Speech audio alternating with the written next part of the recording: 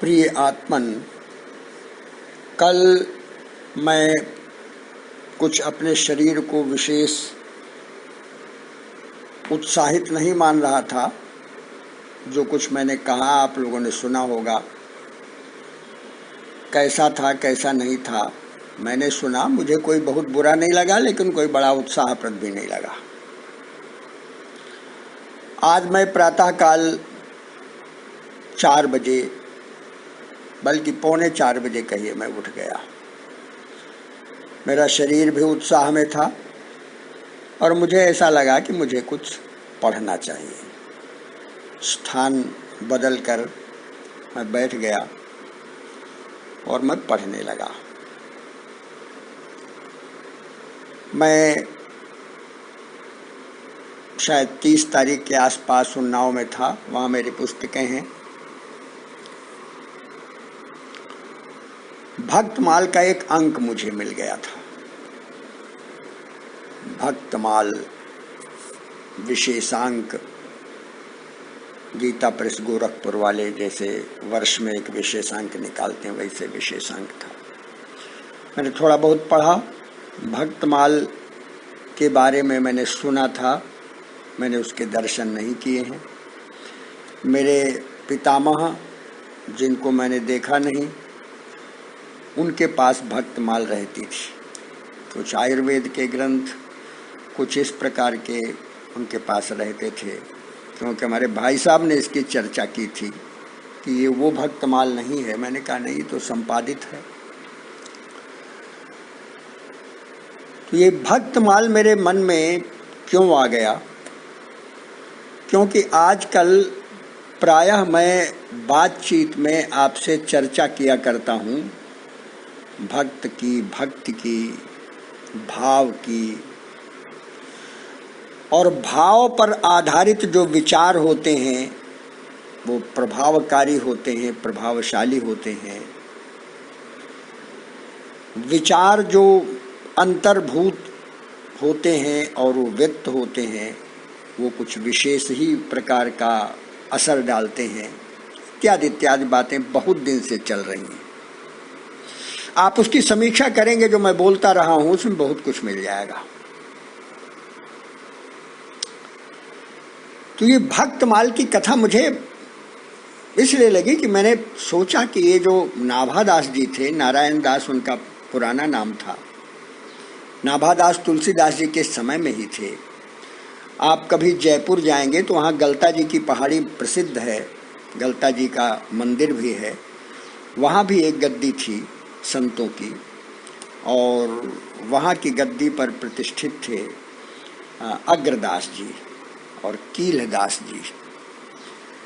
यह जो अग्रदास जी, कीलदास जी हैं, ये रामानंदीय परंपरा के संत थे। बड़ी रोचक कथाएं हैं। आज का आधुनिक जो मस्तिष्क है वो कई बार इनमें भ्रमित हो जाता है, इनको गप मान लेता है।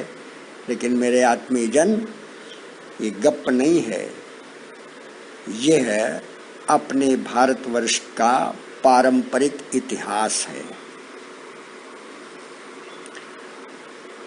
तुलसीदास जी के समय में नाभादास जी थे, लेकिन नाभादास जी तुलसीदास जी से बड़े थे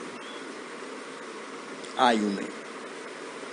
और उन दिनों अपने देश में स्थितियां विषम थीं। कहने के लिए तो मुगल काल था, लेकिन बड़ी दुर्दशा थी। आप कभी पढ़ें तुलसी का जीवन अनुसंधान पूर्वक तो आपको लगेगा कि उस समय जो थोड़े बहुत मध्यम स्तरीय संपन्न लोग थे, वो भी बड़े परेशान रहते थे। किस किस प्रकार की परिस्थितियां थी, मैं बहक जाऊंगा, क्योंकि मेरा ध्यान चला गया कि उस समय, जिस समय तुलसीदास को छोड़कर, यानी जन्म के बाद उनकी माँ की मृत्यु हुई और पिता भी छोड़कर चले गए, वो दिशांतरित हो जाऊंगा मैं।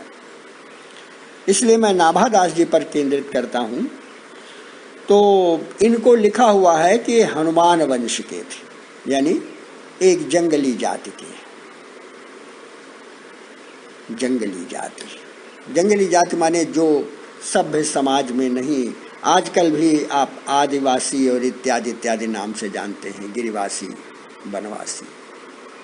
हम लोग चित्रकूट जाते हैं, उनके विद्यालय, माने हम लोगों ने विद्यालय भी कुछ शुरू किए हैं, वहाँ बच्चे बच्चियाँ पढ़ते हैं, उनके जीवन बदल रहे हैं, लेकिन वो इसी नाम से जाने जाते, आदिवासी। और कुछ परमात्मा की लीला की, ये जो नारायण दास यानी जो बाद में नाभा दास हुए, ये जन्मांध पैदा हुए। अकाल का समय, भूख से पीड़ित व्याकुल उस बच्चे को लिए माता पिता बहुत परेशान हो गए, तो बच्चे को ही जंगल में छोड़ दिया। कुछ खा खू के जिंदा रह गए, इस अंधे को कहाँ ढोते घूमे। क्या लीला परमात्मा की है। उधर से ही कीलदास जी और अग्रदास जी निकले। संत थे, तपस्वी थे, भक्त थे, सिद्ध पुरुष थे। देखा एक अंधा बालक शरीर से स्वस्थ है, तो कीलदास जी ने अपने कमंडल से जल लिया, उसके आंखों पर छिड़क दिया, उसके नेत्र खुल गए।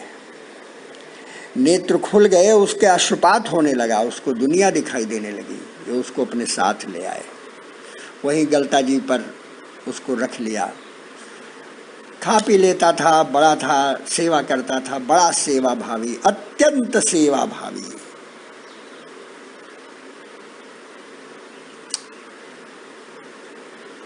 ये जैसे वो अग्रदास थे तो उनका शिष्य बना, उसको नाभादास।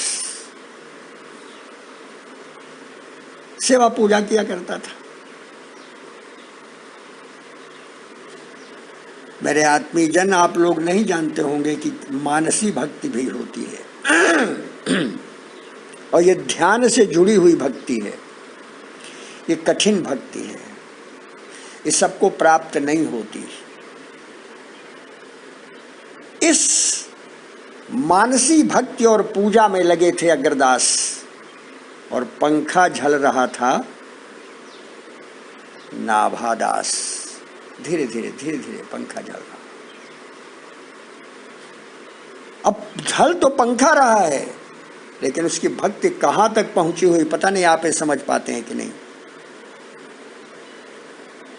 एकदम से अग्रदास जी को ऐसी अनुभूति हुई कि उनका एक शिष्य बड़े नाव से, जिसको जहाज कहा करते थे, वो जा रहा है और उसका भंवर में फंस गया।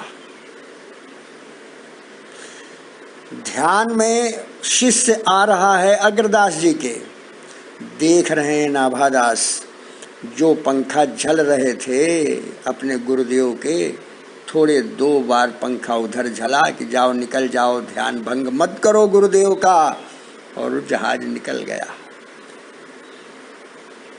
और ये देख रहे हैं अग्रदास। आँख खोल दी, नाभा तुझे कब कैसे प्राप्त हुआ? उन्होंने कहा महाराज मुझे तो कुछ नहीं, आपको जो प्राप्त हो मुझे भी प्राप्त। आपकी जूठन ही तो खाता हूं मैं, तो मैं आपसे अलग कहा हूं। उन्होंने कहा नाभा तुम भक्तों का चरित्र लिखो। अरे महाराज हम कहाँ लिख सकते? नहीं लिख सकते हो तुम। यह भक्तमाल की भूमिका है। 56 छंद में लिखा है। हमारे छंद के जानकार हैं हमारे आशीष जोगी जी, 316 लगभग उसमें 56 हैं, और उसमें एक 200 भक्तों का चरित्र है। और मेरे आत्मीय जन, आजकल बहुत लोग कहते हैं प्रामाणिक अप्रामाणिक, ये प्रामाणिक ग्रंथ है। इसकी अनेक टीकाएं हुई हैं, अनेक टीकाएं हुई हैं। इसमें प्रियादास जी की टीका बड़ी प्रसिद्ध है।